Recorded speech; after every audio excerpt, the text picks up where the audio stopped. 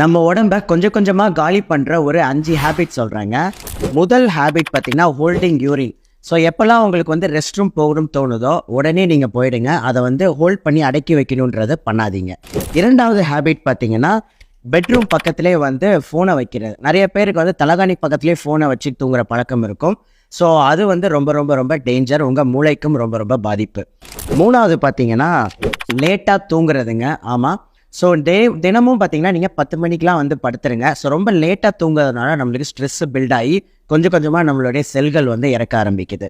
நாலாவது பார்த்தீங்கன்னா not having enough water. So நிறைய பேர் தண்ணி குடிக்கிற பழக்கமே இல்லை. ஸோ ஃபுல் டேக்கு பார்த்தீங்கன்னா மினிமம் நீங்கள் 2லேருந்து 2.5 லிட்டர் தண்ணி வந்து குடிக்கிற மாதிரி ஒரு ஹேபிட்டுக்கு வாங்க. கடைசி ஹேபிட் பார்த்தீங்கன்னா ஹெவி டின்னர். ஸோ நைட்டு வந்து லைட் டின்னராக எடுத்துக்கோங்க. ரொம்ப ஹெவியாக இருந்ததுன்னா தூக்கமும் பாதிப்பாகும். ப்ளஸ் உங்களை ரத்தத்தில் இருக்கிற சர்க்கரை லெவலும் வந்து அதிகமாகும்.